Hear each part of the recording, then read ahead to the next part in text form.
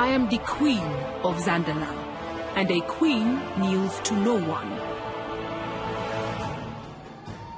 They should use their minds to save the world, instead of devising ways to tear it apart. No. Not while the Black Moon still cries out for vengeance. Not until the Horde has answered for its treachery. The war is serving its purpose. Stay focused on the endgame. You know what is to come.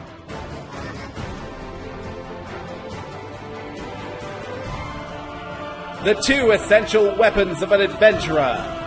A bottle of good gin and a jar of tasty jam.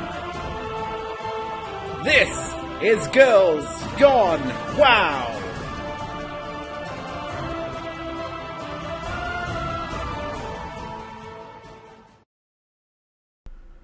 You're listening to Girls Gone WoW, show 673, recorded on Sunday the 1st of February 2026. I'm your host EJ, and with me I have my lovely co-host Raven. How are you doing, sweetheart? I'm very well. It's been a bit of a busy week, but we've made it to the weekend. Mm-hmm. How are you doing? Yeah, I'm alright. I've still got a little bit of a, just a little bit. It's better than it was this time last week, which is good. But so apart from that, no, not too bad. I've had a busy couple of days. So I got to see you, which was lovely. Yes, that was absolutely lovely. We had the busiest Friday. I just had the busiest Friday. Friday was full on. Massively full on. So on Friday, I went to, on Friday, I got up at 6:30 in the morning, which is when I usually get up. I went swimming. That was the first thing that happened on Friday morning. So I did my 40 lengths, which is a kilometre, which is what I usually do on a Tuesday morning and a Friday morning. And then I got home. I went to work for a bit, fixed some stuff. And then I got on the train and I went into London. And I went to the Azeroth Homes exhibition, which was... lovely and quite kind of random. So shout out to the one and only Vaya, who is our Blizzard rep, who we love very much. It was really lovely to hang out with Vaya for a little bit. But big shout out to Watchy, to Purple Pixels, who is Watchy's other half, who apparently listens to the show. So welcome, Purple. Shout out to Sapphire Rosa, who was also with us, and Vale Estrus. Who else did I see? That might have been it. Mr. GM. I did, Taliesin and Evertel was streaming from the event, so I didn't get to speak to them. But it was super, super cool. Like Blizzard had done a little pop-up estate agents in Bethnal Green Road in Brick Lane in East London. It was really, really, really cool. And I enjoyed it very much. They had, people kind of showing that they had a computer set up so people could kind of show you around the houses. It was just nice to kind of hang out with people and chat for a bit. Then when I'd done about an hour and a half of that, I had to shoot off. And then I met you in the Temple of Satan. Oh my God.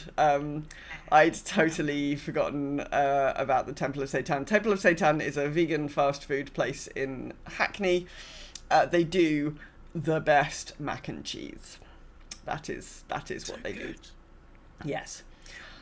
So had some mac and cheese and some popcorn bites and some potato tots. Tater tots, is that what they're called? Little tate. No, Satan. It's so Satan, spelled like this, is it's like a wheat protein. It's like a it's like a vegan meat alternative. It's a wheat protein, so it's not gluten-free, but it's extremely good.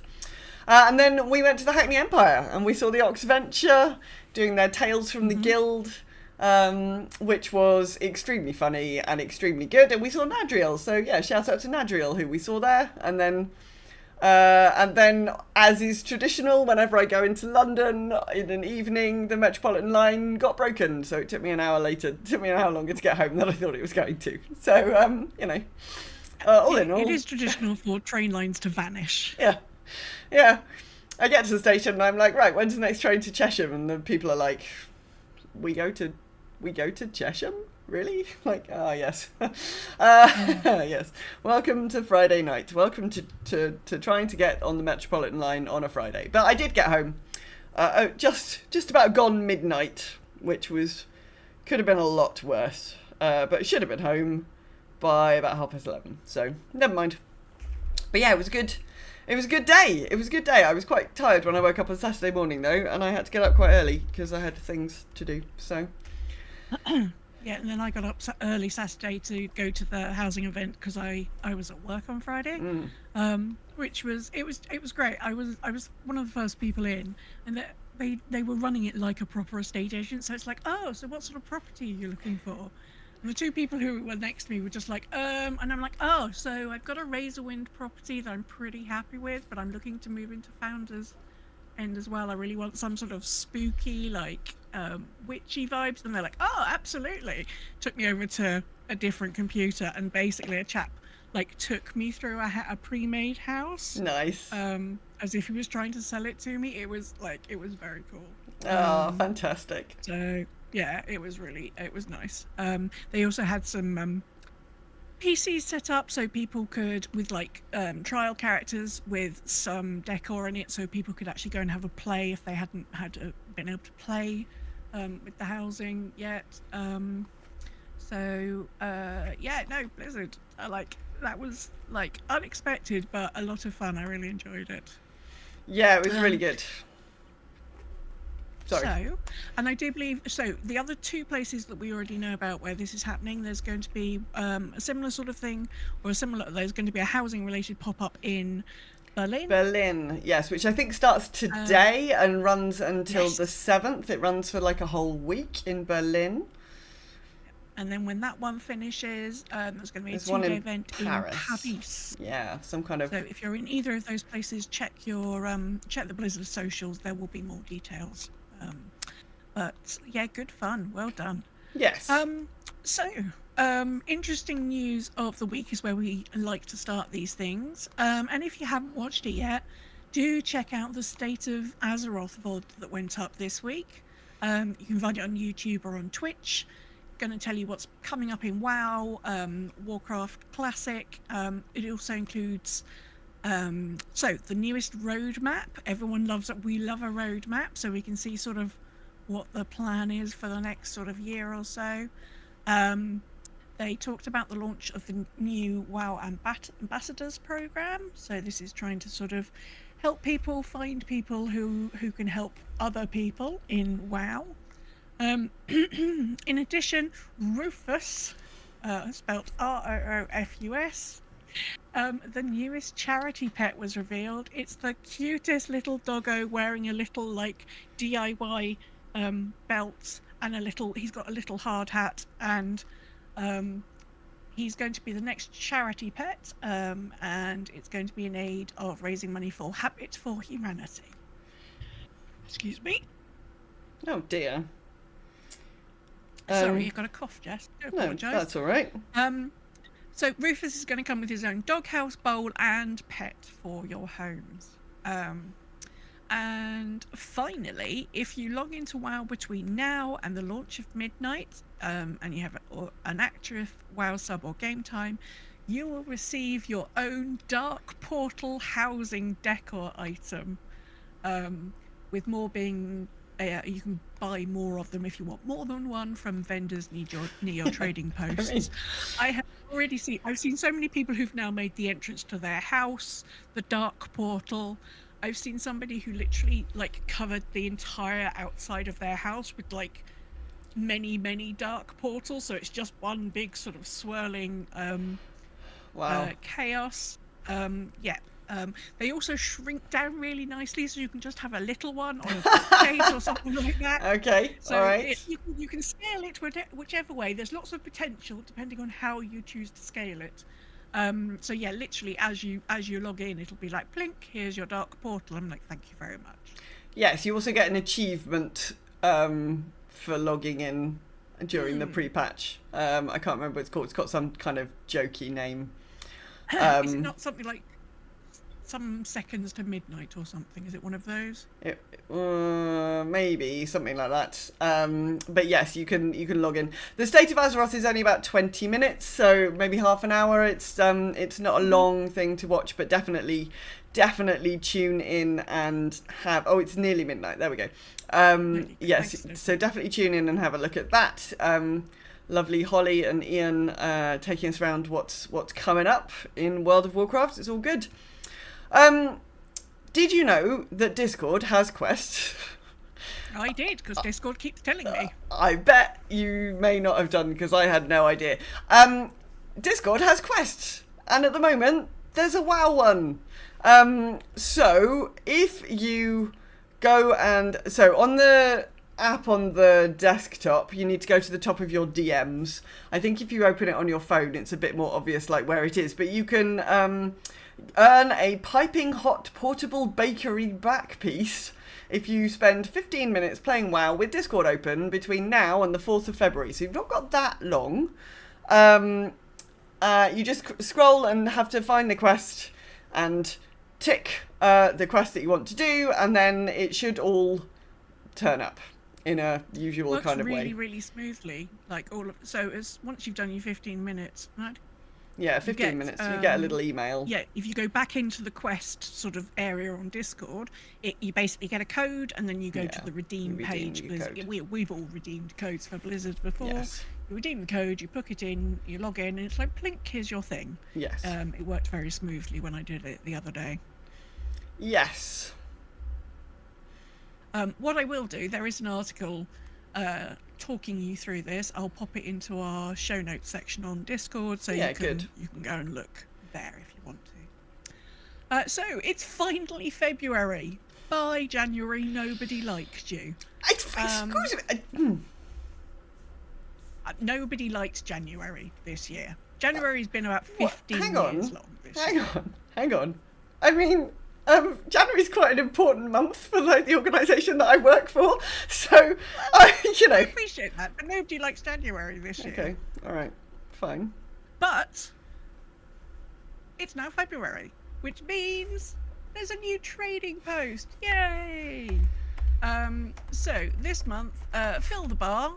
You can get 500 bonus tendies this month. And the lively pack of Lunar Explosives back piece. Yeah, this looks like an extremely bad idea. Yeah, it looks like a dragon's head stuffed full with fireworks that are literally lit and smoking. This does not look safe. Okay. It's got, like, whilst it's obviously quite Pandaren coded, it's giving hot. It's giving goblin. There's a lot of goblin vibes about this. I don't think the Azeroth health and safety inspectors have not been to the trading post this month. It's extremely unsafe. Yes. So, I quite like a slightly humorous backpack. Sometimes I really like this. I like the fact that we're getting 500 extra tendies. I'm not going to turn those down. Fine. Thank you very much. That's good. And it seems like you earn those, like, in the first few sort of points that you fill the bar. There seems to be some break points. After X amount, you earn 100, and then an X amount, another 100. Yeah. So yes. So there we go. However, the rest of the theme, I was trying to, because quite often I can come up with like a succinct reason for what the rest of the month is. It was a bit confusing, the rest of the stuff. They brought a load of stuff back, haven't they? So there's some stuff stuff that's revisiting, which seemed to be a bit of a mixed bag. Like it didn't seem like there was a particular theme. It was just like stuff that had been grabbed. Okay, cool. So there was this picture here. There's an ensemble which has got like big Oldham energy about it. And then there was a lot of pink stuff. Oh yes, it is Love is in the Air. Love is in the Air is about to arrive. Yeah. And then there was quite a lot of stuff that felt a little bit Blood Elf coded. And I suppose as we're heading to midnight, So yeah, not one cohesive theme, but lots of Yes, slightly they've tried different little themes. They've tried to do all of the themes that might happen in February. Like, we're doing pre-patch, we're about to go back to the Sunwell, and also it's Valentine's Day. So, yeah, we're just going to do everything all at the same time. Oh, look, Stilgar, there you go. Stilgar says the theme is for the love of Warcraft. Excellent. That's much more succinct than I could have put it. I mean, you say Lunar New Year, and I suppose perhaps the Lunar New Year thing is the backpack, maybe, but it's not. It's a little bit more eclectic than some other months. Yeah, it's a bit wild. So if you like pink things or blood elf things or Oldham things or firework things, go check it out. Yep. Yeah, and with that very decisive decision about what the trading post looks like this month, let's go to something far less controversial. And our topic of the week. I mean, I guess it's not controversial because everybody hates it. So maybe it's not controversial. Yeah. It's just bad. Okay. Yeah. Sorry, spoilers. So, the Twilight's Blade has begun summoning more forces. Defeat their ritual leaders. Ugh. How are you getting on with the pre-patch event? How does it shape up compared to previous ones? And what's been your favourite pre-patch event ever? Now, there have been a lot of pre-patch events. And I knew this before I set this topic. And then when I started writing the show notes this morning, I was like, oh, God, blimey. I'd sort of forgotten a lot. Like, I'd forgotten quite a few of these. Yes. So we're going to do a little, like, TLDR in case you've forgotten. Because actually, it's quite interesting looking back on what had happened. TPC, our first pre-patch, the Dark Portal. It only lasted a week. There were invasions of demonic attackers, and High Lord Krull appeared in 7 different zones, and so these invasions sort of rotated about, and you ran over and you did some stuff, and yeah, it just lasted a week. Oh. So didn't go on too long. Nice. Everybody was very excited because, like, there's stuff coming. Yeah. More exciting. Yeah. First ever pre-patch. I wasn't around then. Almost. Like, we very quickly get to you, so that's good. Yes, this is true. There's been a lot of Warcraft since I started playing now. Yes. No, the Gates of Anchorage weren't pre-patch. That was a patch. That was a patch. That was a whole thing. That was an actual patch. Yeah. So Wrath of the Lich King, I wasn't around for this either, but I did start playing during Wrath. It was the zombie invasion, lasted for 3 weeks. There was new content unlocked every few days, ending in the Lich King's troops attacking Stormwind and Orgrimmar. Corrupted grain crates appeared in the cities, and the plague turning players into zombies, which got quicker as the event progressed. In the end, we discover a cure for the plague, and are therefore worthy to take the fight to Arthas with the Northrend expedition. Didn't this break the game? Yes, there was a little bit of breakage. There were, like, frostworms that were, like, when the big battles were coming, there were frostworms coming in over, like, I remember them coming in over Stormwind Harbour. It was big and chaotic, and actually it felt like perilous. It actually felt perilous, which was a lot of fun. The plague did get a bit spicy now. The spice. Yes, the plague literally got, like, everything got broken, did it not? And, like, whole servers died on a fairly routine basis, and they had to, like, reset it all. Yes, but fun times. Cataclysm, the Shattering. I do remember this one. So this lasted months, in fact, because it actually started with Operation Gnomeregon and Zalazane's Fall. Oh, yeah. So we did all of that stuff. Then the Twilight's Hammer, more of them later, trying to infiltrate Stormwind and Orgrimmar. There were elemental invasion rifts that spawned all over. And eventually there were huge attacks that were happening in Stormwind and Orgrimmar. There'd be like a 5-minute awooga warning if you were in the city. So if you were a low-level char, you had to get out of the city. And we had to set up barricades and sandbags before the battle started. And then at the end, if we sort of survived the onslaught, there'd be a portal opening up to go and deal with an elemental lord. And then once the shattering had occurred at the end of the evasions, we basically had an entire new Azeroth to explore because they just taken everywhere and made them anew. You know, so it was, yeah, that's probably the longest pre-patch we've ever had. Yes, and also Deathwing was like, he started Deathwing arrived at the end of it. Yes, he started his killing people by like setting fire to whole zones, which went on for the whole of the expansion. Yes. Which sometimes was really difficult to get burnt by Deathwing, and sometimes it wasn't. Yeah. He was, yeah. Good yeah. times. Oh dear. I see Bella is getting Snowfy back for earlier and is now, they're now, yeah. Encroaching slightly. Yes. Oh dear. Mop. Yes. Mop was not a great pre-patch. They tried something very, very different. It was Theramore's Fall. It lasted a week. It was a dramatized version of the key events from the Tides of War book. So there was a big debate at the time about whether it was okay for books and other kind of incidental stuff to like to have story elements that were super important, but not like bring them into the game. Like if it was okay for the story points to exist outside the main game. So Theramore's Fall was a scenario where Garrosh launched his attack on Theramore and everybody died and the mana bomb went off. It was sold in a way that then it wasn't executed in game the way it was kind of sold that it was going to be, and it was just a bit of a, like, it was a bit disappointing, I think, because there was just this one thing and you kind of did it once and then you were like, and then you'd done it. Okay, I've done the pre-patch. Cool.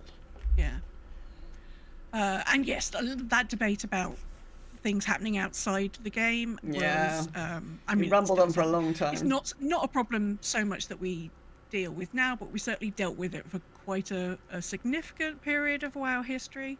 I'm glad we've got over that bit. Yes.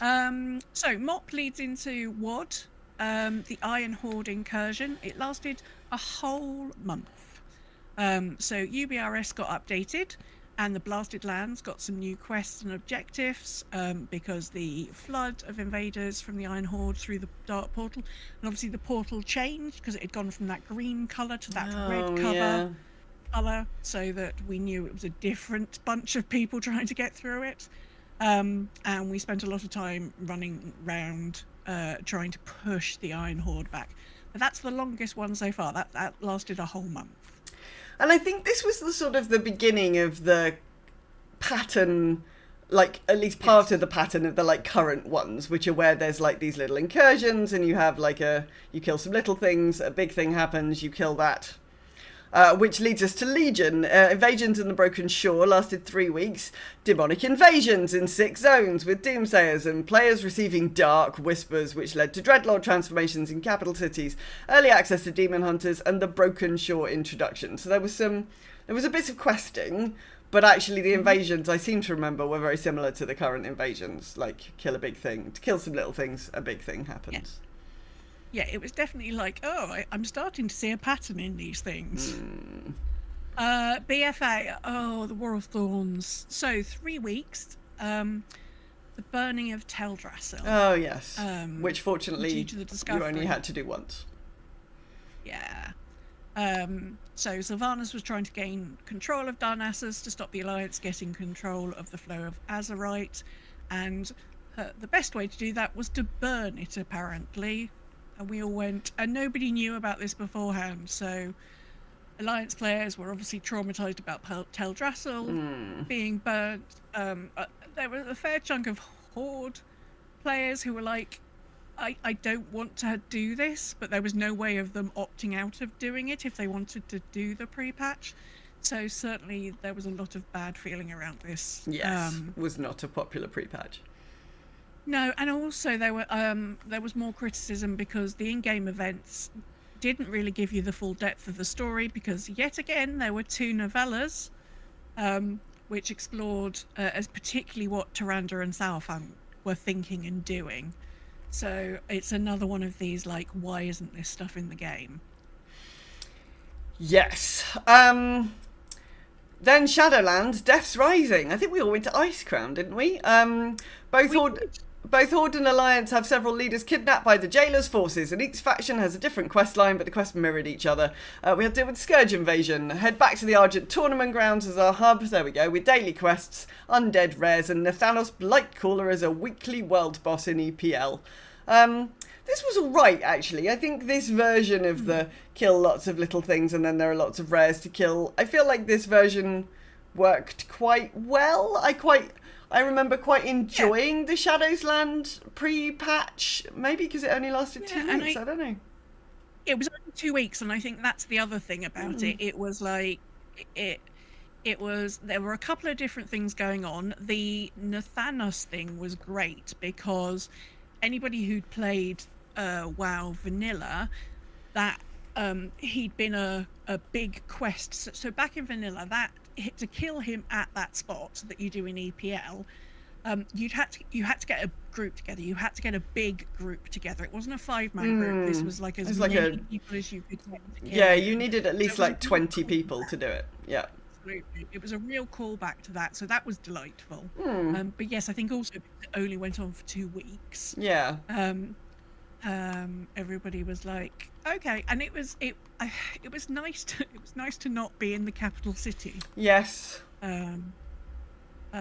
So to go out, to go out and do something a little bit different. It was a good use of the Argent Tournament Grounds as well. Actually. Yeah. Yes, I quite remembered. I quite liked that one. I thought it was fine. Absolutely. And then Dragonflight. So we had the Primal Storms. So this again only lasted 2 weeks. So we had invasions in 3 zones with primalists appearing in like the echoes from Azeroth's past. So you killed lots of like there were little sort of events, and you killed lots and lots of the primalists until you killed enough and filled a bar, and then the big elemental lord spawned, and then you murdered him, and then everybody looted their stuff off the elemental lord, and then you flew to the next place and did it. We also had early access to the Draxir and the Forbidden Reach starting zone in this time. I have no memory of this pre-patch event.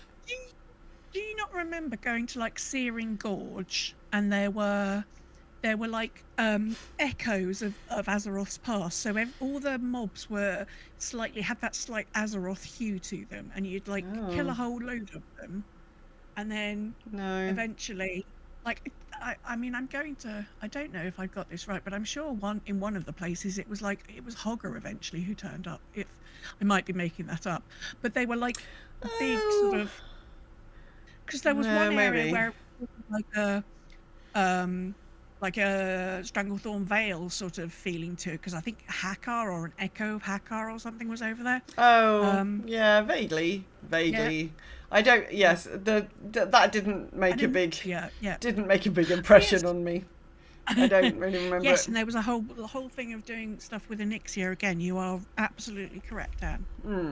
So, and then obviously now we are here with our current pre-patch, which obviously we went into big details a week or 2 ago. It's a five. So the pre-patch in total is 5 weeks. It's 4 weeks of the event. It's a 6-week patch. I'm lying, and it's 5 weeks of the event. And obviously the event landed this week, and I think everybody has a lot of feelings about it. Well, I mean, some people have a lot of feelings about it. Most of those feelings are not particularly strong, in that it's just a bit.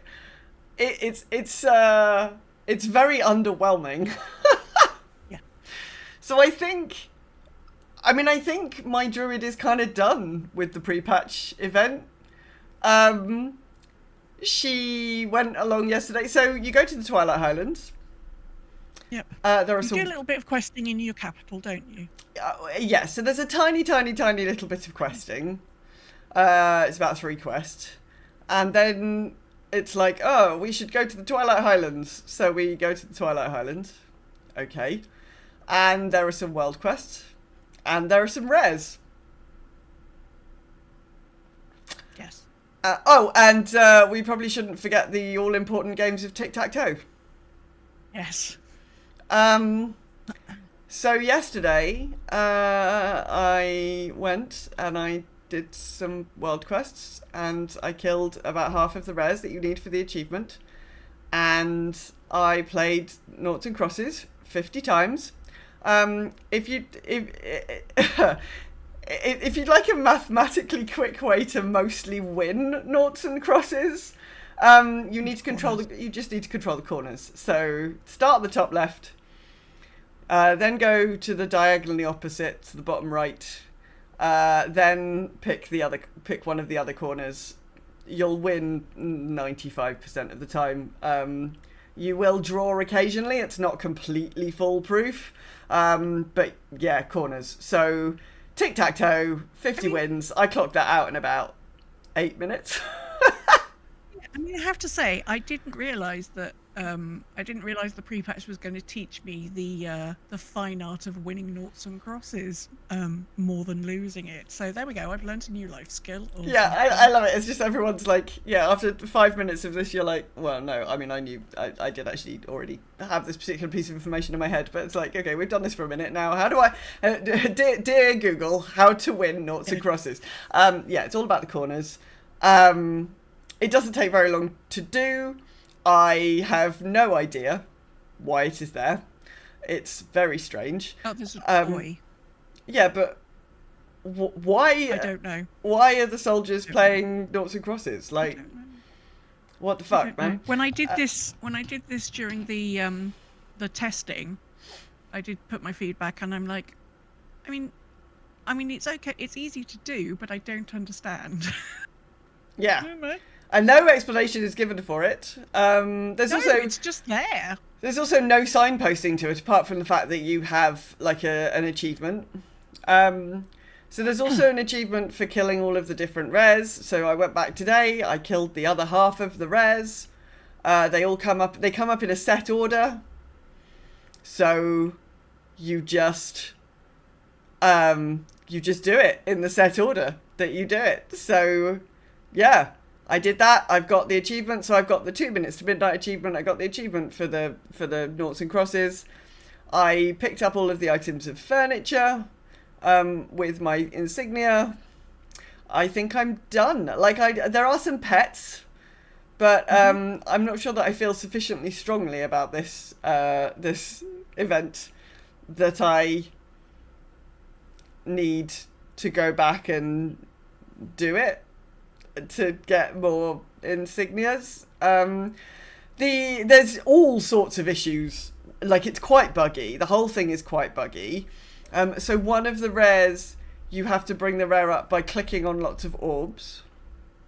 Yes. And the Twilight Highlands, as we will remember from Cataclysm, like, there were huge problems in Cataclysm in the Twilight Highlands with phasing. Like, there are big changes to the zone as you quest through it, and so lots of the areas are phased. And there was always this problem with Twilight Jasmine. There's like Twilight Jasmine was needed for the cauldron or the flask of the day. Like, you needed, if you were DPS, you needed a lot of Twilight Jasmine. It was something you desperately had to keep farming, and constantly as you were flying around, they would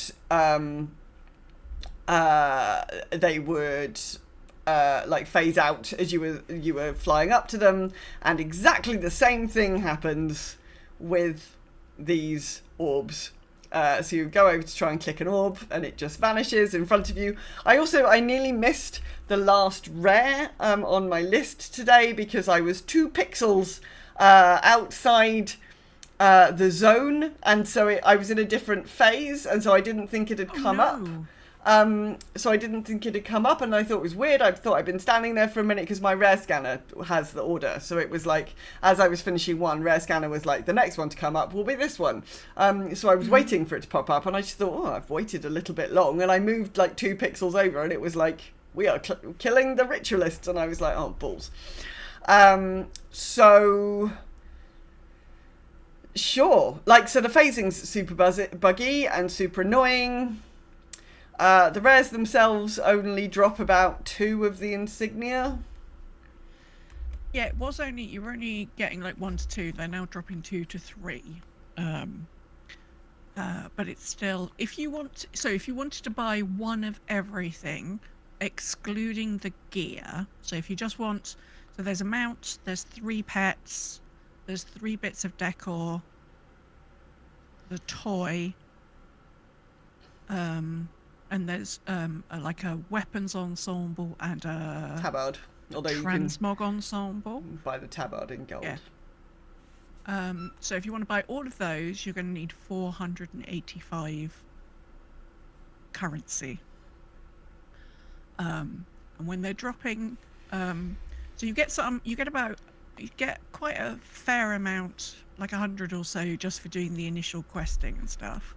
The world quests are at 10 or something. It's not very many. They're warband, so it's 10 per world quest, but they're warband wide. So once somebody on your warband has done it, no more. No, if you do them again, you get resource crystals. Okay, no more tokens. No more tokens.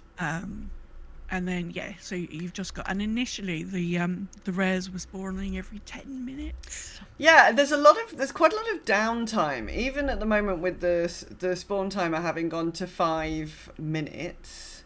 Mm-hmm. It doesn't take more than 2 minutes to get through any of these things, so there's quite a lot of just hanging around, waiting for the next rare to come up. And yeah, you can do some lumber farming, or you can do some other bits and pieces, but but the phasing quickly gets very irritating if you try and do that. The lumber is always in the wrong phase. Yeah. So it's quite an irritating event. It's just, I know that we've got, I appreciate that we've got a lot of time. I'm going to cough again. I'm so sorry. Oh no, it's all right. Yeah. Okay. I do appreciate that we've got a lot of time in this pre-patch, and we've got a lot of time in this pre-patch because there are so many things that they've changed. Yes. All the classes have got a huge rework. We've got the systems upgrade, the add-ons changing. So there's a lot for people to get used to. And housing is such a big thing. So they really want to give people a chance to play with their housing before the expansion comes, because then people are going to want to do the questing and stuff like that. So I do understand that there's a lot of time, but don't try and fill that whole 5 weeks with people having to eke out working their way through these rares. I was saying to Signs last night, just make each rare give you 10 tokens at a time. Yeah. You can bash through what you want to, and then if you want to get 6 of the chairs that are on offer, you'll probably do it with tokens. I know that, so the decor is going to be available after the event. I don't know if it's going to be gold or some sort of other resource that we're going to spend on it, but the pets and the transmog and the mounts and stuff, it's going to be gold. Thanks, Si. The others, they're not. So if you want those, yes, you have to get them now. Yes, and it's 100. It's 100 for a mount. It's 30 for each pet. Don't punish people. Make it I think the timing of. I mean, I'm fine with them coming up every 5 minutes, because in between I was doing some farming, or of whatever the character I had on, whatever profession they had, but. Just make it more rewarding. People shouldn't have to spend hours and hours doing it, because it's just a bit dull. Yeah, it's not. And the fights are not interesting at all. So it's you have to go and kill a whole load of tiny ads to fill a bar, and then there's 3 ritualists that need killing, and then they drop the prison when they die to the big bad, the particular rare. But they're all just tank and spank. There's no particularly exciting different, it's just Zerg rush. There's nothing exciting about these. There's no tactics or anything. So it's just not especially engaging.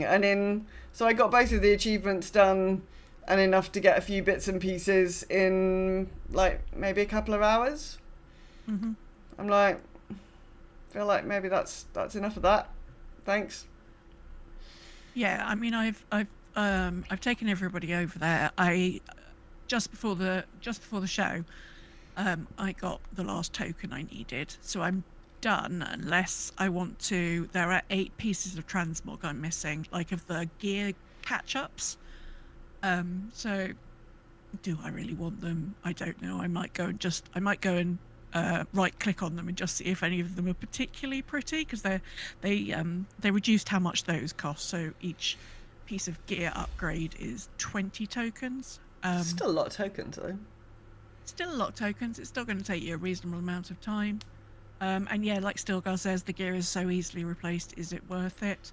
Unless any of it is particularly pretty, no, I'm not going to farm those last 8 pieces. Absolutely not. Yeah. I have to say, all in all, this is, for me, like the dullest pre-patch. Yes. And maybe, like, trying to be positive, because we do try and be positive, maybe we needed something that was short, sharp, like short and sweet, because there is so much going on. I'm still trying to work out how to play a lot of my classes. But I don't feel like the balance is quite there. I think they're just being too stingy with their tokens. I know they've already increased them, but I still think they're being too stingy with those tokens. Yeah. And it seems to be sort of a perpetual problem. Like, some testing happens for an event. People go, question mark. The event comes out. Stilgar is on the ball tonight. The story is too short. The farming is way too long. Absolutely. I mean, I enjoyed the interplay between the two, the two NPCs from the Horde and the Alliance. That was great. I found that very interesting. I didn't mind the tic-tac-toe thing. It was weird, but fine, okay. I mean, it was fine. The farming the rares is just... It's just not much fun. Yeah. Which is sad. Yeah. Which is sad, especially, and I felt more sad about it after I'd gone back and read the show notes earlier and remembered some of the events I'd forgotten, and I was like, oh yeah, I'd forgotten. And I suppose they're sort of probably holding off on like big void related rifts and spawns, because that's what's probably going to be happening in Midnight. So maybe not doing that, but even if they just like, you just got tokens for just running around murdering Twilight. They're called the Twilight Blade now. They are. Yeah, even if you just got one token for like murdering some, like the not the boss ones, just the ordinary ones, and you could just spend a couple of hours just running around the Twilight Highlands being a murder hobo. We all like being a murder hobo occasionally. Like, even that would have been more fun, I think, than what's going on here. Yeah, I mean, I seem to remember in the Shadowlands one in Icecrown, it didn't take very long. It was like maybe 3 or 4 hours to get enough of the tokens to get all of the things. It wasn't like a hugely long thing. But it was only a 2-week event. So you just logged in like a couple of times after reset, and then you were kind of done. And then it was just like, okay, great. But there were always bosses available. There was always stuff to do. So you were just constantly kind of on the move with everyone. And there's no real phasing in Icecrown, so that you didn't have this problem of like trying to click on something and having it phasing out of existence, which is just incredibly tedious. Yeah. Oh, and it seems to have stopped now, but initially there was a looting bug. So you would go to loot something and it'd be like, there is no loot. It's like, but you're still sparkling at me. Why are you still sparkling? Oh dear. Sparkles mean loot. Give me loot. Oh dear. Oh dear. Yeah. So, if you want everything, you're going to spend some time. Like, find a nice movie, stick it on your second screen. That's probably the best way. I mean, I've caught up with all sorts of things over... I mean, there we go. There's my team positive about it. I've caught up with all sorts of things. Caught up with some TV. Yes. I have got up with all sorts of TV and podcasts and YouTube things that I wanted to watch, because I've had that on my other screen while sort of keeping a vague eye on, like, where am I flying next? Just a bit sad, really. You know, it would have been nice if perhaps there'd been some I don't know, some sort of cultist, like, breadcrumbs of, like, I don't know, messages or things like that to find and uncover. Some sort of trail that would lead us towards what's going to be happening next. Yeah. So it's not just us who've had big thoughts about this. You lovely people have also had big thoughts. Thank you for writing in. We always very much appreciate your contributions. Let us start with the lovely person that is Salmis. This is Salmis reporting in for this week's topic. All of the cultists round me falling. It's twilight time. Depending on what one wants to do, this pre-patch event can feel pretty thin on the ground. I enjoyed the quest line infiltrating the Twilight's Blade cult. Let's hope this cult is at least a little sharper than when they were the Twilight's hammer. And frankly, what's coming after this? The Twilight Spoon? I also enjoyed our newest buddy cop show, The Maddening Magisters of Midnight. We'll see if they get any development after the pre-patch as we move into the next expansion proper. Once I got through the weekly quests, I set about hunting down all the rotation rares. I was able to complete the achievement 2 minutes to midnight on Saturday by keeping track of when the last 2 rares I needed would spawn. Most of the rares have a timetable in their Wowhead comments now, thanks to Tindeli. I gave the armored suit mount to my engineer warrior Kanor, who is happily zipping around Mechagon for endeavors and spare parts. With most of the rares, I also got drops of champion track warbound gear, so after I got the achievement, I started distributing the gear among my profession alts to help them get stronger. Almost every time I put the gear on, I expected my appearance to change. Silly me, that's what the new transmog system is all about. I expect as midnight gets closer, I will make sure that all my characters are kitted out in the War Within champion level catch-up gear as I continue to work on my house. Salmis out. Salmis reminds me that of a very good point that I did appreciate, is that the rares dropped in a strict order, spawned in a strict order. Yes. So at least if you were only chasing 1 or 2, you could work out where you were in the process. Yes.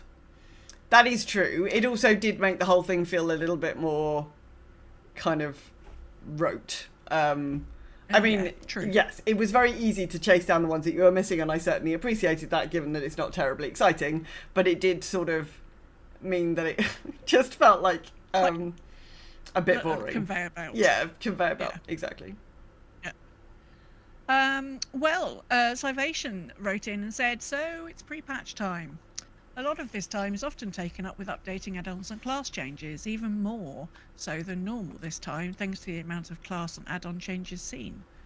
There are a few words which sprang to mind when I thought about the event itself. Generic, forgettable, stingy. It feels like a repeat of the previous Twilight Hammer events. You get a reasonable amount of the pre-patch currency for the intro quests, enough for the mount and a pet, but only once as it is per warband. After that, you're doing world quests for 10 insignia per quest, but only once per warband. The rares, which spawn every 5 minutes, will drop between 2 and 3 insignia. To put that into perspective, a single chair costing 50 insignia will take you an hour and 25 minutes to farm from the rares alone, assuming that every single one drops 3 insignia. It's far more likely to take more than 2 hours for a single chair. I've been having far more fun doing the housing endeavours. Those have felt more like the pre-patch event than the actual event has itself. I mean, that's the other thing we've all sort of been doing in the last week or so, is the endeavours. Having had a whale of a time with the endeavours. The endeavours are like 10 out of 10. I mean, I'm sure we'll do a whole show on endeavours in the next few weeks, but the endeavours have been much more fun. Yeah, I wouldn't say the endeavours are 10 out of 10. Some of the endeavours have been a bit frustrating, and there's some bugginess, like that Blade's Edge thing is still not working. So, maybe like a 6 or a 7 out of 10, but this is like a 1 or a 2 out of 10, so it's certainly a step in the right direction. Yeah. 10 out of 10 compared with like Yeah. what I've been doing in the like Yeah. But yeah, overall. But I'm sure let's talk about the endeavours in a couple of weeks' time. I'll pop that in for a topic. Thank you. Fabio Ciccone says, me, yay, the pre-patch event is here. Let me just run a couple of dungeons with my Holy Priest and I'll get right into it. Also me, 6 dungeons later. That's enough dungeons for now. Oh no, game time is over. I guess I'll leave the pre-patch event for tomorrow. And repeat. Well, Fabio, you're not missing very much, but if you do want the pets or the mounts or the toys, probably want to get in there sooner rather than later. I imagine the pre-patch event might be quite sparse in like 2 or 3 weeks' time with people. Yeah, and I think that's going to make these rares really difficult to kill. Like I think probably if you want anything from the pre-patch, do get in sooner rather than later. Yeah. Corin Wolf said, I would say I'm underwhelmed, but to be honest, they've not even brought any whelm to it. Being brutal, the Nightfall event was better, and that was a clusterfuck of lag and bugs. The event's meant to be setting the scene for the expansion. It isn't beyond a couple of quests to blast through to not become a cultist. They've not even phoned this one in. Best, even though I've had mixed feelings, probably wrath. The downside was it completely screwed up Recruiter Fringe, which we had going at the time, but the world felt under threat. Yeah, I mean, actually, Corin's got a great point. I don't feel like I'm worried about a big... Oh, hello, cat. I don't feel like I'm worried about a big potential voidy Xalatathi invasion. I'm just like, oh, these cultists are a bit tedious. Yeah. And a bit stupid, because I just managed to blow them up by putting some crystals down, like, in a meeting room. Yeah, it was a bit weird. There's no sense of peril. No, there is definitely no sense of peril, and no sense of...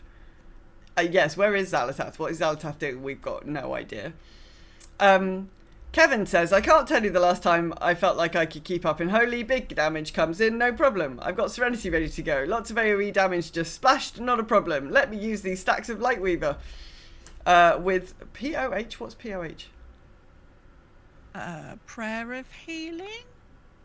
I don't speak Paladin. I think that's Prayer of Healing. Yeah. Cool. Stillgirl says, the pre-patch event horrible. Even after buffing the drops and lowering the price of gear, it's just plain boring. Story-wise, a total nothing, and sadly, I'm not even surprised. It's the same boring stuff we've had since Shadowlands. Or was it before? I don't remember, really. The story part bugs me the most. We've just defeated Demencius. We know Xalatath is stronger than ever, is planning something, and all we do is wait and react. We had the story of the Windrunners. We know something's coming. They could have done a war effort like back in Anchorage, running old dungeons with or without followers to train new troops. We could have gathered resources, gone on scouting missions, anything proactive. Instead, we've got a sleeping SI7, a void elf that's bickering with a blood elf, and a cult that went back to the one place they've been using every single time. Yep. Like, seriously, wonder where the Twilight cult is hanging out this time? Oh, well, if the world needs me, I'll be redecorating. Yes, fair enough. I don't know whether Blizzard were just not expecting any of us to do the pre-patch because of housing or... No, maybe. I mean, to be fair, it has really cut into my house decorating time, and I've been quite annoyed by that. Fair enough, fair enough. Graphis sums up my thoughts on the matter, simply saying, it's pants.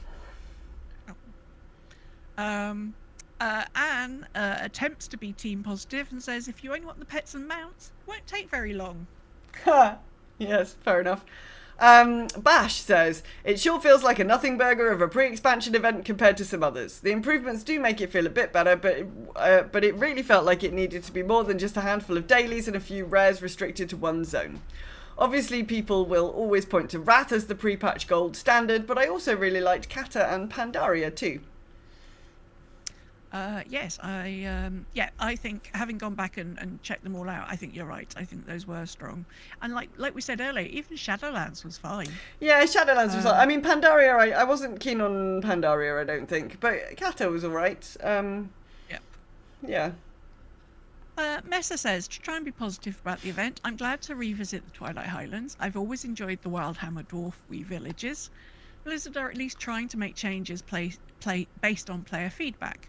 I feel like they need to massively buff the XP for killing rares, as pre-patch events have always been a great place to level up alts, but it's been slow progress on my new Void Elf Devourer Demon Hunter. Oh no, that should be, because that was also true in the Shadowlands and also in some of the others. Like, actually, you could take in a level 10 and actually get like decent XP progress like super quickly, and you could just whack a new toon up to max level quick, within like 4 or 5 hours, which was quite satisfying.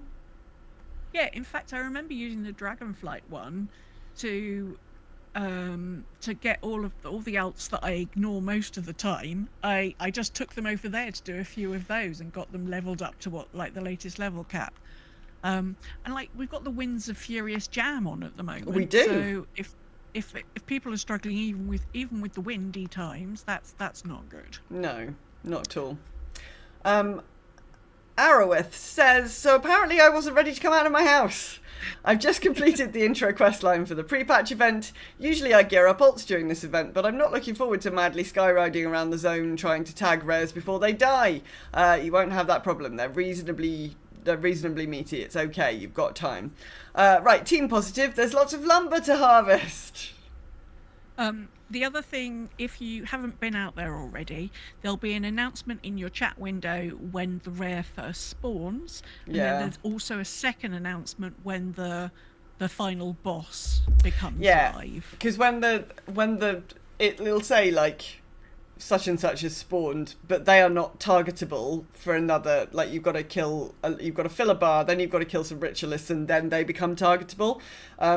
So there is enough time to get around the zone to get whatever you need to get. It's not, you're not going to miss it by just not knowing where you're going. And I'm just getting the name. Apparently there's an add-on which shows the schedule with waypoints, so I'm just trying to find the name of that. Yeah. That would be useful for people. I mean, most of the rare add-ons have got something that can, and they do come up in this set order, so if you're using Rare Scanner or something like that, it'll tell you what the next one's going to be when the last one dies.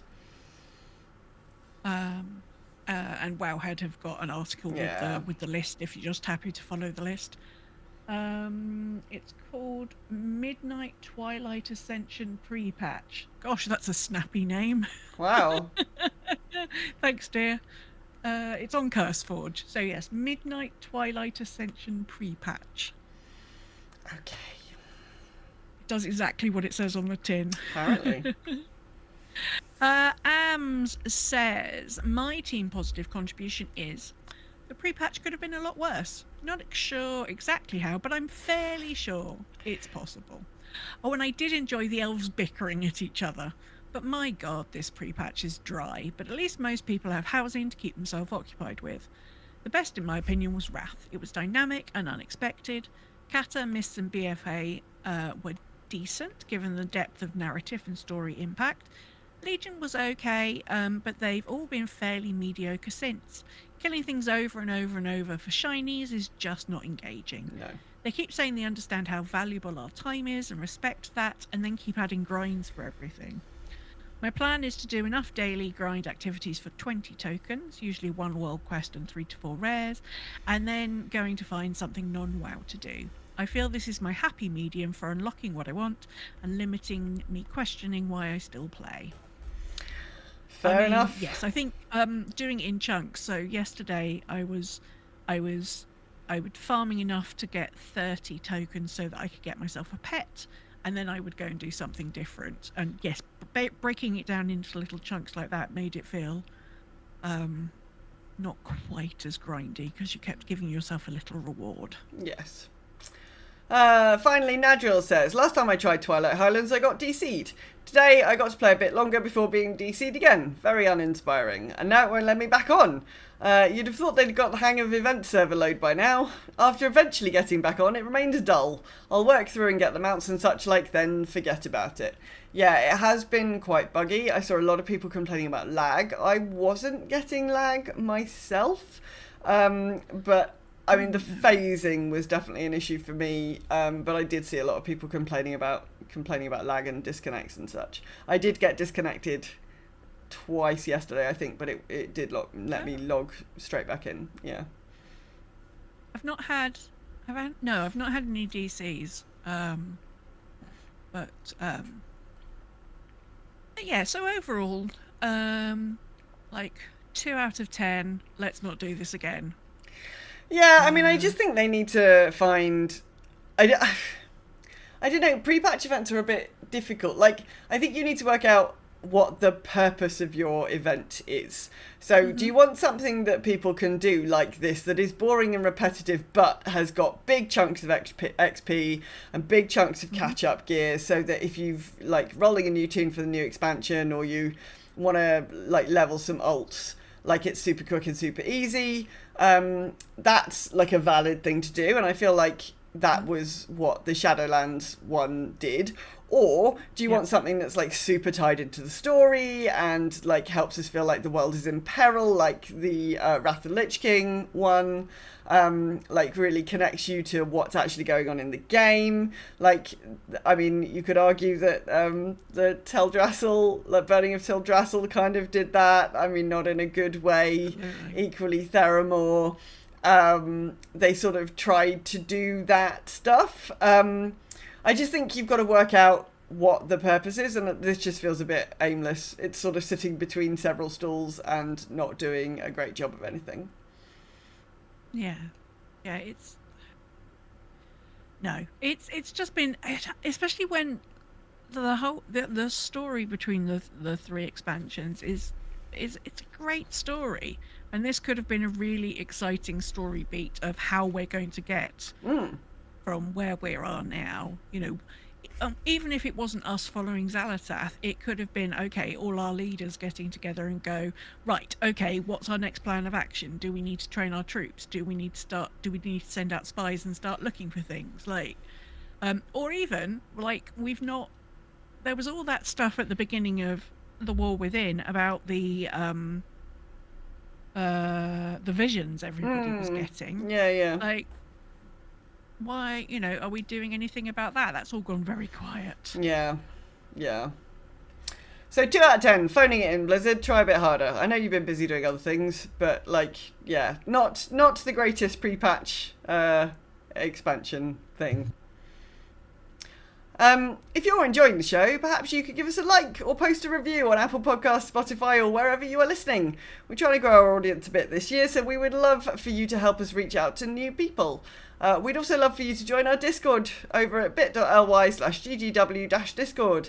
You could also watch our live show on Sundays at 8 PM London or midday Pacific at twitch.tv/silkyraven.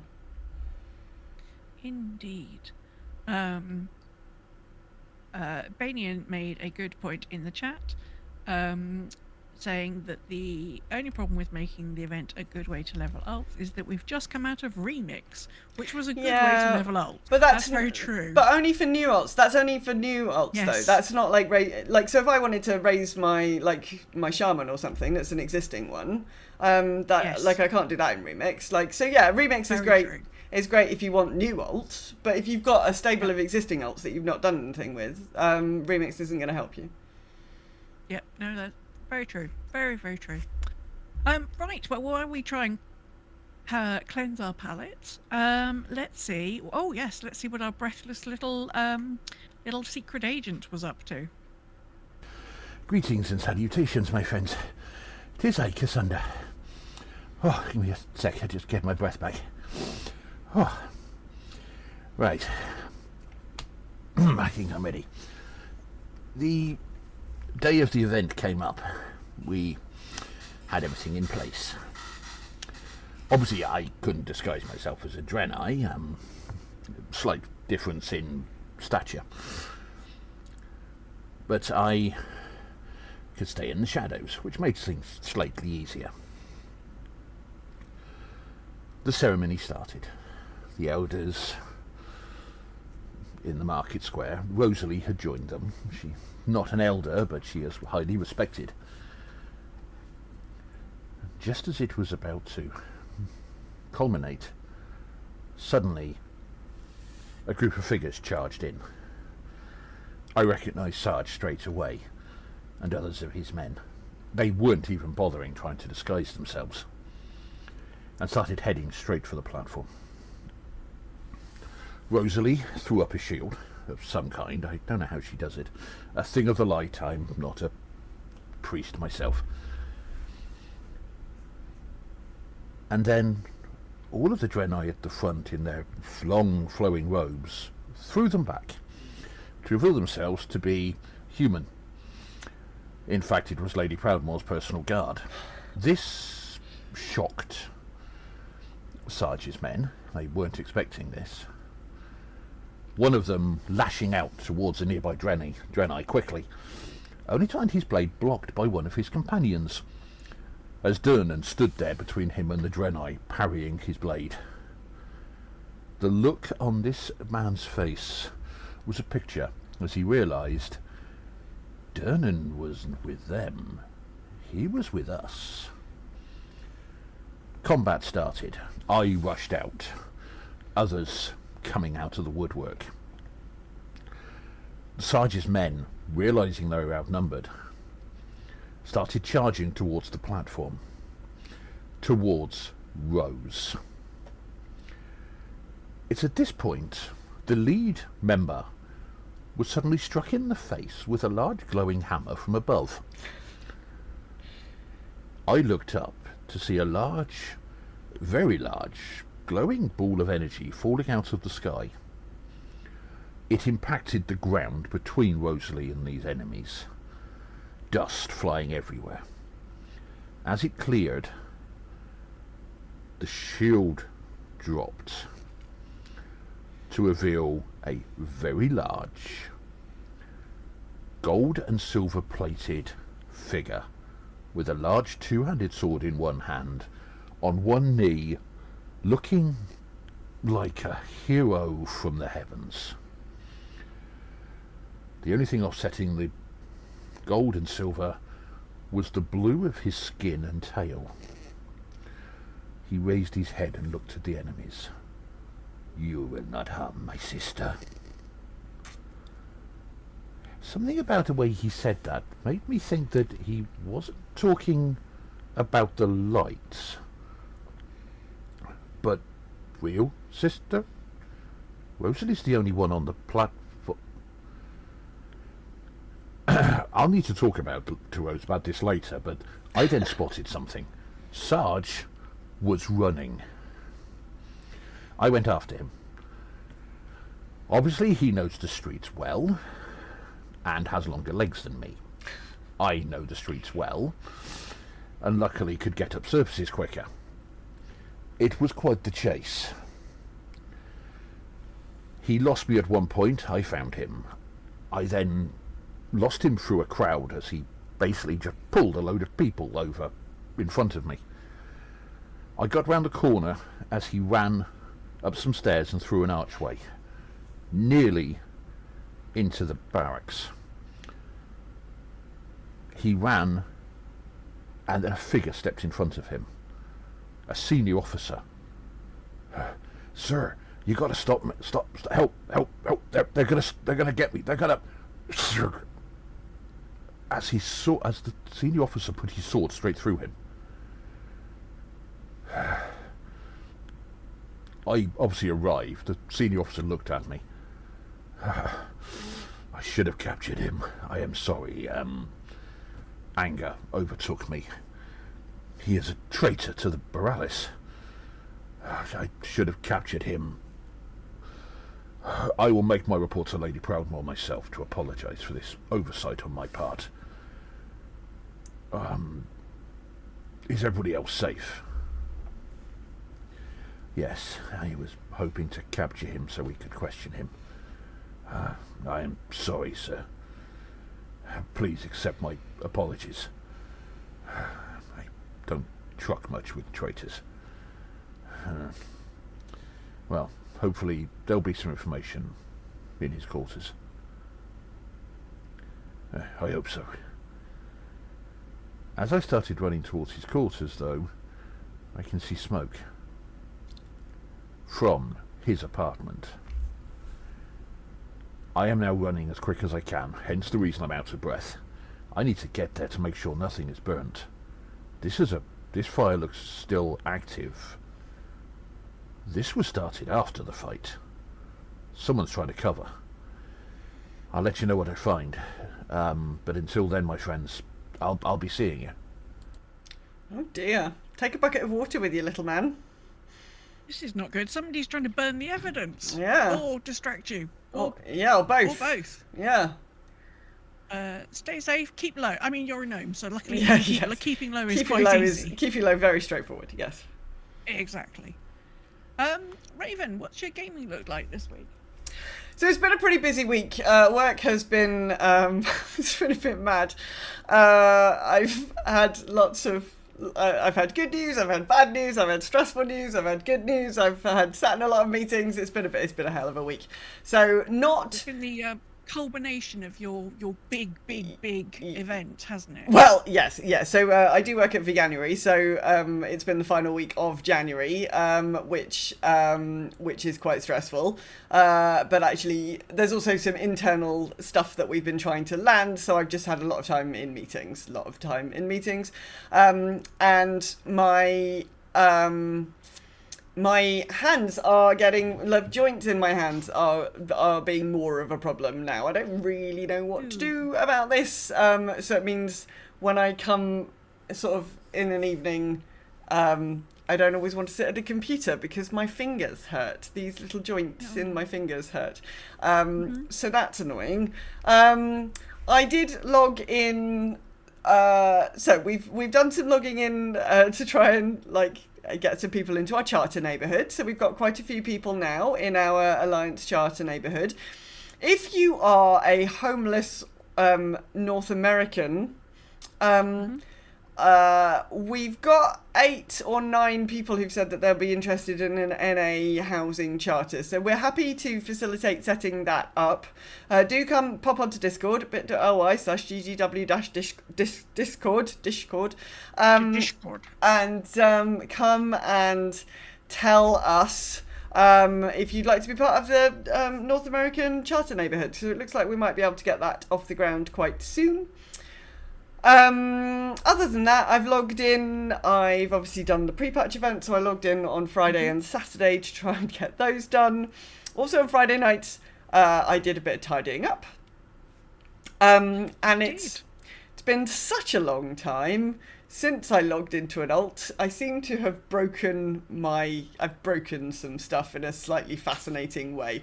So I logged in yesterday, and obviously all of the characters that were on... So the characters I have on my warband screen are my main, my one true love, as it were. My bank alt. Now, my bank alt hasn't had a dressing up problem because she's a low-level alt, and she's just wearing a dress. So she's not transmogged. She's just wearing a pretty dress. So, so she's physically actually wearing a pretty dress. I think she's been wearing it since before transmog was invented, because she's been my bank alt for quite a long time. She's level 5 or level 10. I don't know. She's high enough that she can't get accidentally deleted. But she's not leveled, and she's just wearing a nice dress. So she's been fine. But then there's been my shaman and the paladin that I played during Shadowlands. And they've been sitting untransmogged in the last 4 weeks. Because obviously they got de-transmogged during the pre-patch kind of launch, and I hadn't done anything about them. So yesterday, I also had in the top of my screen, hilarious, I haven't been doing very much with my max level, what are they called, those the level boosts, character boosts, the character boosts. I had three character boosts. You're gonna run out of space up there. 3 character boosts. They stack hilariously. Okay. Yeah, you wouldn't know this because you use them, but yeah, they stack. So I had a level 81, which must be the new one, and then I had 2 level 71s, which must have been from the previous 2 expansions. Hilarious. So I was like, well, I should probably do something with these. So I level boosted my shaman to the max level, so she's now level 80. So then I had to log in, and it's terrible when you log in. So then I had to log in and empty her bags and transmog her into some proper clothes and empty her, like she had loads of stuff sitting in the mailbox. Like, it's kind of confusing what they've done with the level boost. I think it's probably, if you're actually planning on playing the character, it's probably quite helpful. If you're literally trying to log in because all you want to actually do is put some better transmog on them and then log out again, it's a little bit confusing. But it's fine. So I logged in, I logged her in, and then deleted everything. she's in the catch-up gear, and emptied her bags and tidied her up a bit, put her in some clothes. She's fine. I then was looking at my alts and I was like, oh dear, most of these are not people that I'm going to do anything with. So there's like a demon hunter because we played through, and an invoker because we've played through the starting expansion on stream at some point, and these kinds of things. So I've deleted most of my other kind of tunes that were hanging around. And I have got a hunter, my Hordey is a hunter, it's my Tauren hunter. So I boosted her to 70 and I've popped her on the main screen. She's been upgraded. So the paladin's been deleted. Sorry, Corin Wolf, no paladins here. And the my hunter's gone on the main screen. With a level 70 boost. So I had to do the same thing with her, log in. She was standing somewhere super weird.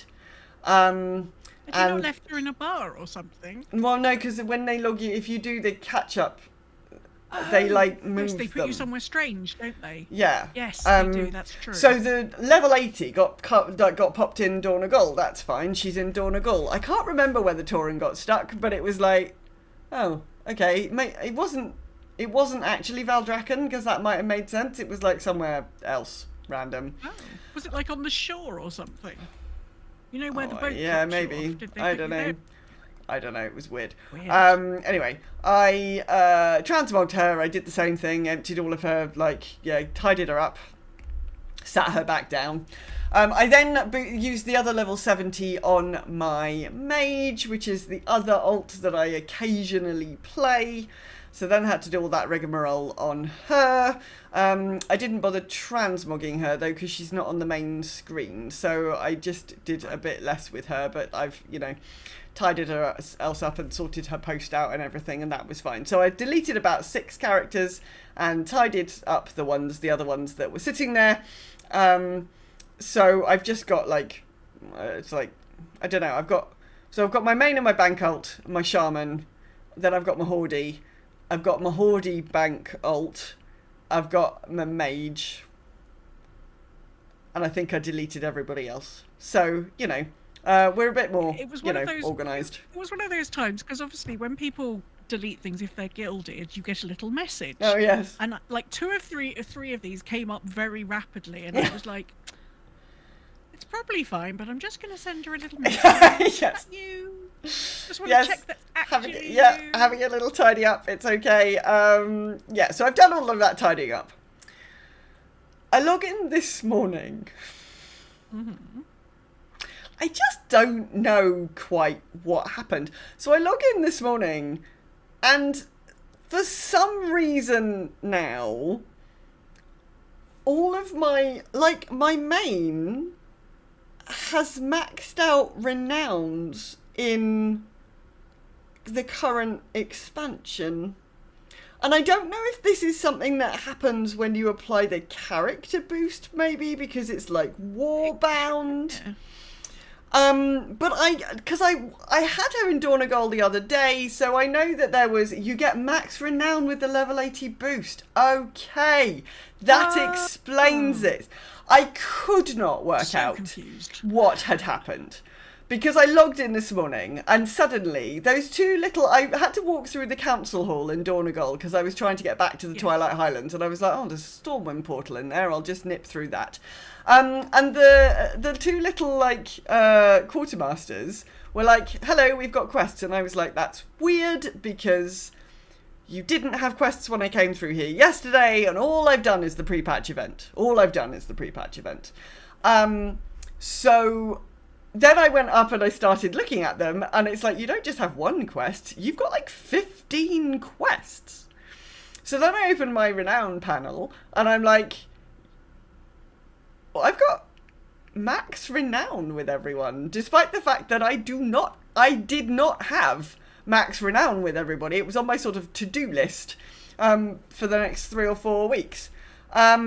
So that was extremely confusing. I could not work out what had happened, but if you get the max renown with a level 80 boost, that makes sense, although is also sort of cheating. I'm not sure I think it's, I don't know, feels like cheating. Anyway, I don't know how I have to think about this, about how I feel about it. I mean, yeah, it felt quite cheaty to me. You know what? I suppose now, because it's happening now, because you can only, like, the character boost, like, is a new thing that came with the purchasing of the Midnight expansion. It's almost legacy content. Yeah. Like, yeah, seems weird to me, but anyway. Also, I assume a similar thing has happened with some achievements, but I opened my achievement pane for something else, and I've just got a whole load of like random achievements had suddenly popped up as of yesterday. Some of them were for disenchanting, and that's fine because my shaman is an enchanter, so like that made sense. Okay. But some of the other ones that popped up, I was like, no, that makes no sense whatsoever. And I had a load of quests. My main had a load of quests for the Waking Shores. I was like, the fuck has gone on here? So yeah, obviously doing these boosts and bringing those characters into the warband, sort of, yeah, basically it's been so long since I've logged an ult in, and I don't think I've logged an ult in since really I had warbands enabled properly, apart from my bank ult, that basically the act of my tidying up and logging a couple of tunes in just fucking broke everything. And everybody's got random quests, and I ended up with a whole load of, Dragonflight quests in my main quest logs this morning. My achievements have all gone a bit like sideways, and everything's just got a bit weird. So, yeah, that's been my excitement for the week. I was hoping to play some Dragon Age this week, didn't get around to it, bit annoying. How's your week been? I want to thank Nintendo for yet again realising when things are bad, we'll bring you some more Animal Crossing. Oh, yeah, nice. Okay, it's fine. Okay. I'm fine. Okay. I've decorated all the rooms I need to do, although I can decorate more rooms in the hotel every day. But I have had such a nice time where I'm just like, everything is too much. Just going to run around my island. My island is covered in snow, so you're able to make a snowman every day. So I've run around and made a snowman every day. And I've done some fishing. I've had to turn off. So here is my Animal Crossing New Horizons top tip. The rumble feature on the Switch pad. Controller, yeah, on the Switch controller has been turned up to 57.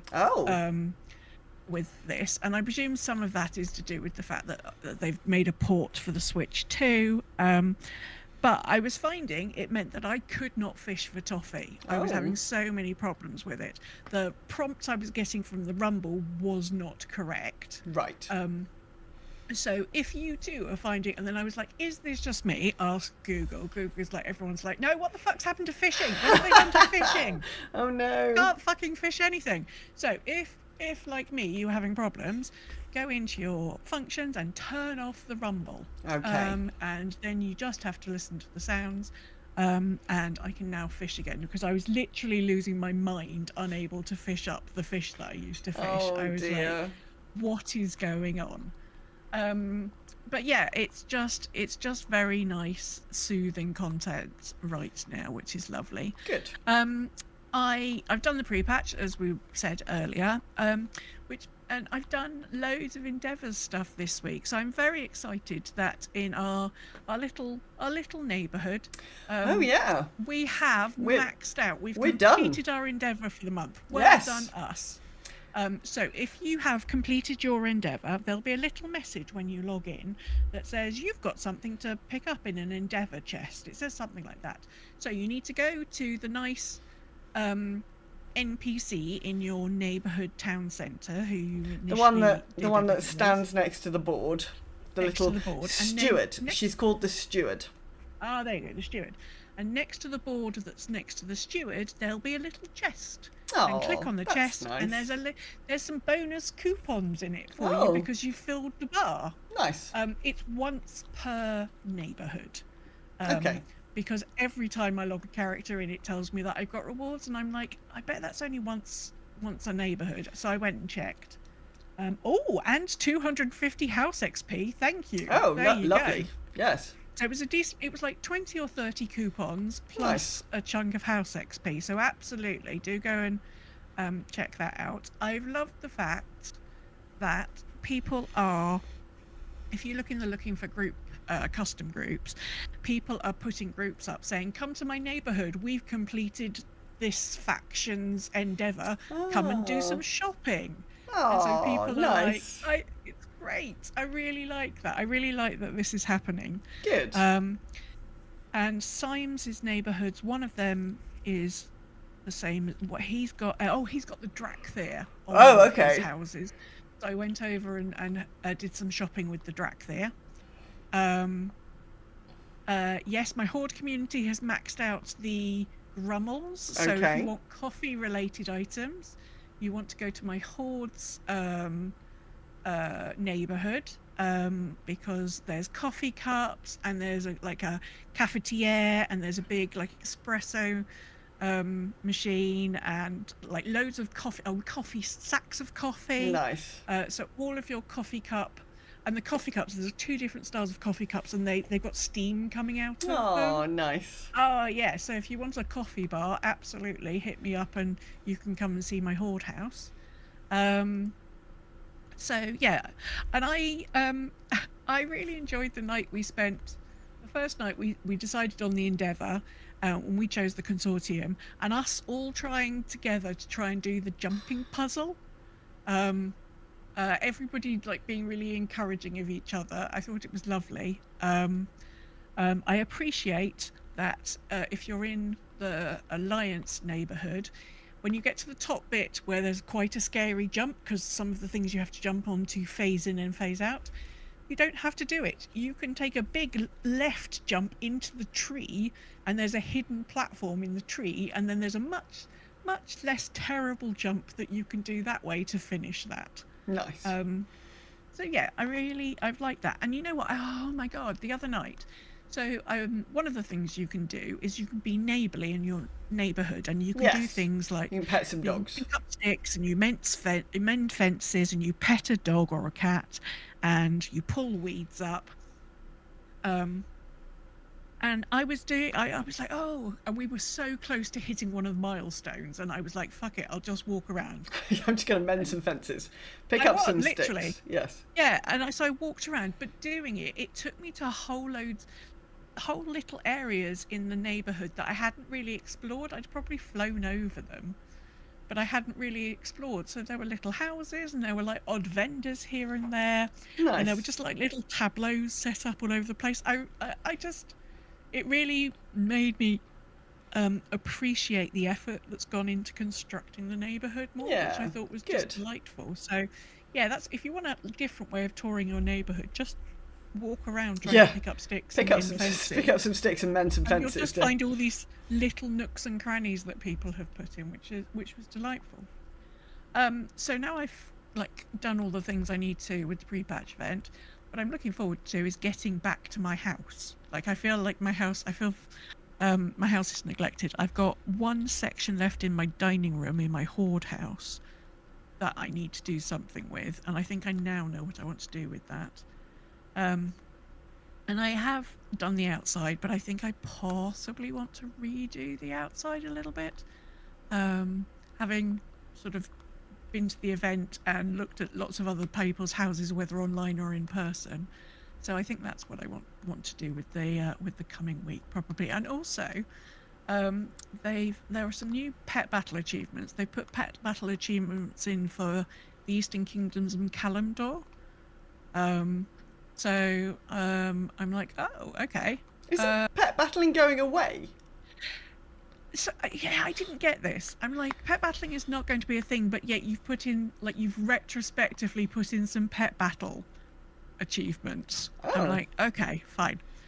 So this is the time of year when I would do that sort of stuff. So I'm Yeah. like, right, absolutely. Weird. Okie dokie. I shall. So that's probably what I'm going to fill my time with over the next couple of weeks, I should imagine. Okay. So that's what we've been up to. What about the rest of you? So let's start with Saltness. Hello, Raven and DJ. This is Salmis, the alchemical rogue, reporting in for my week in WoW.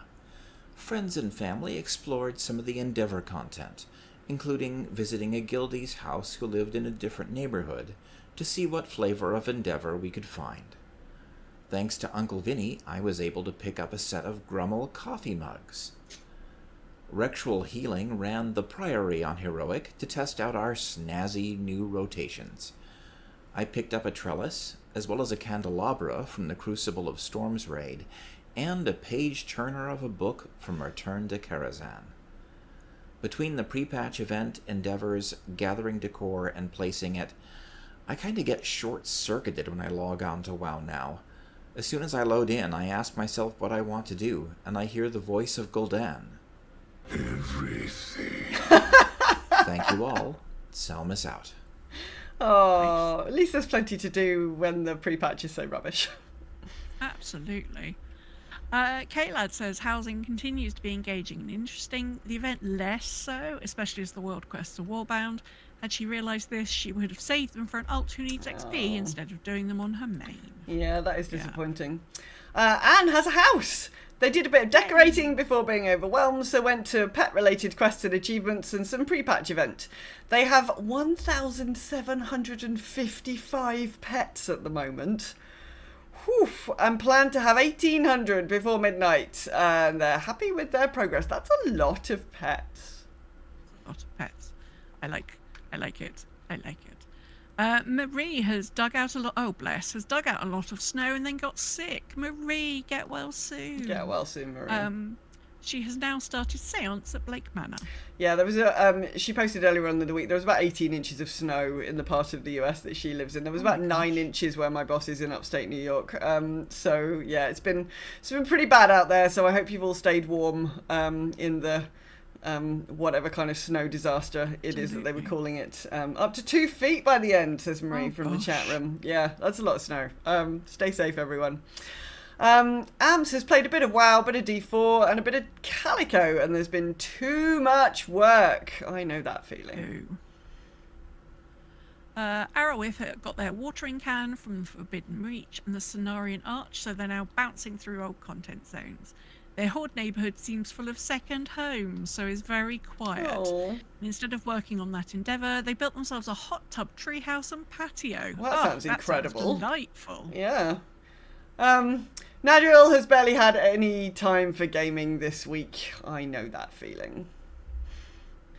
Fabio had fun on their Holy Priest in a bunch of dungeons. They took their BM Hunter to the pre-patch event to try and get some better gear for the priest. Initially had a bad time with focus and the gameplay loop was terrible, so they've shuffled talents around, and whilst it is better, BM Hunters have been pruned too far. Yeah. Oh, yes. BM Hunters expect mine this week. Of all of the classes that I've seen people complaining about, like I think BM Hunter has got the worst end of the stick this time round. This seems like they're genuinely the losers. I've got like 3 spells I'm pressing regularly, with a couple of others that might have it's just it's ridiculous. Yeah. Stilgar has run around Outlands for the Endeavours and picked up some new transmogs, and then the pre-patch event started, and instead he decided to go and play some XCOM 2 again, and has been having great fun trying to get an Iron Man run finished. Yep, that sounds fair. Bash did the pre-patch stuff and then decided to tick off some secret finding items and chains never done before. Yes, secret. Like a secret. In fact, there's a new secret. There is a new secret, yes. I didn't look at the details, but there is a new one. No, I haven't done it yet. It's somewhere in the Jade Forest. Yeah. Yeah, there is a brand new secret that's been discovered. Yes. Simri Jones has got a video. It's like about 9 minutes long on YouTube, so check that out. Yeah. But yes, there's a new secret, everyone. Yes. Finally, Corin Wolf has done lots of housing endeavour questing. The Skyguard event was a good XP source, got the mount, and is now done with it. He's in slacker mode until midnight when himself and Kalad will save the world again. Can't it just stay saved? Like, just for a bit? No, can't. Yeah. Xalatath is very busy. Yeah, I mean, it was literally saved for about 30 seconds after we killed Domestos, and then before she turned around and went, "Screw you guys, I'm off," and we were like, "Oh, yeah, what a surprise!" What a surprise! We never could have predicted that was going to happen. Indeed, indeed. Well, thank you so much for letting us know your thoughts. I mean, we weren't surprised by them, but it was good to hear that we're all sort of on the same page about this, really. And also good to hear that everyone's basically having a great time still with housing. Yes. And the endeavours. So, yes, Nadriel, curse your sudden but inevitable betrayal. Yeah, literally 30 seconds with Xalatath. Yeah.